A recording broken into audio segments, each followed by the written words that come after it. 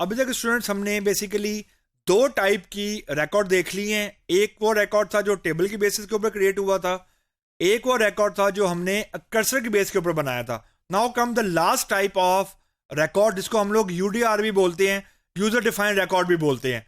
Basically इसका मतलब ये है कि अब जो रिकॉर्ड क्रिएट होना है वो उसकी जो कंप्लीट डेफिनेशन है, यानी कितने वेरिएबल को रेफर करेगा रिकॉर्ड, हर वेरिएबल की डेटा टाइप क्या होगी, और हमने कितने वेरिएबल डिक्लेयर करने हैं एक यूजर डिफाइंड डेटा टाइप के, यानी सारे का सारा control to define the record now lies with the developer, now lies with the programmer. इसका मतलब ये है कि अगर मैं इसे कंपेयर करूं with the previous two definition of the records, जो टेबल बेस्ड रिकॉर्ड था उसमें user was not controlling the number of columns to which a particular record can refer. Reason, वो टेबल का स्ट्रक्चर कंट्रोल कर रहा था जो कि हमने पहले बनाया हुआ है।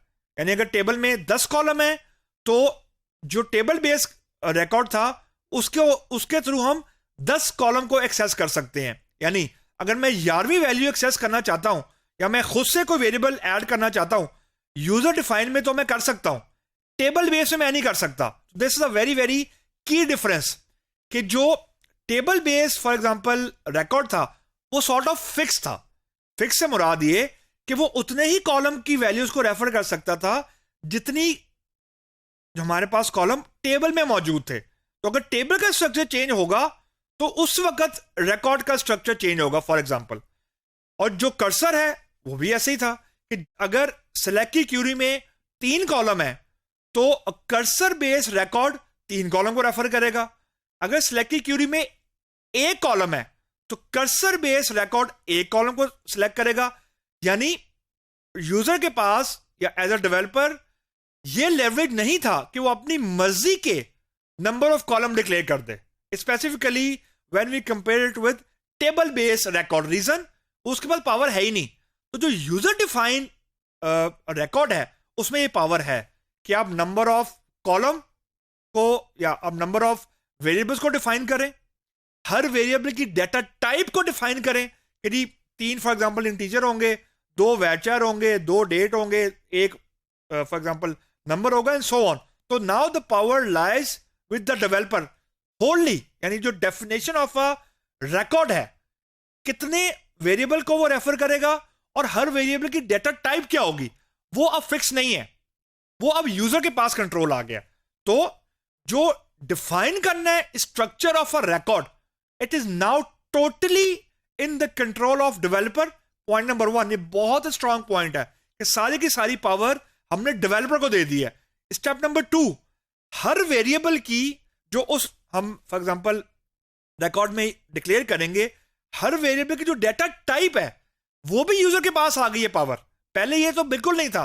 यानी जब हम टेबल की बेसिस के ऊपर रिकॉर्ड बनाते हैं तो डेटा टाइप की पावर तो यूजर के पास है ही नहीं एक्चुअली, क्योंकि वो तो टेबल में जो कॉलम की डेटा टाइप है वो ऑटोमेटिकली साइन हो जाती थी उस वेरिएबल को जो हम रिकॉर्ड में डिक्लेयर करते थे। तो इसमें 2 मेजर स्टेप हमारे पास आ गए कि the number of variables in a record plus the data type of every variable, now it is in the power of user. यानी यूजर अब ये डिफाइन करेगा और ये डिसाइड करेगा कि कितने वेरिएबल डिक्लेयर करने हैं रिकॉर्ड में और हर वेरिएबल की डेटा टाइप क्या रखनी है। And the last thing, her user define record, यानी यूजर डिफाइन रिकॉर्ड बेसिकली एक नई डेटा टाइप है सॉर्ट ऑफ। अब उस नई डेटा टाइप की आप 1 वेरिएबल डिक्लेयर करें, 2 वेरिएबल डिक्लेयर करें, 10 वेरिएबल डिक्लेयर करें, इट्स अप टू डेवलपर।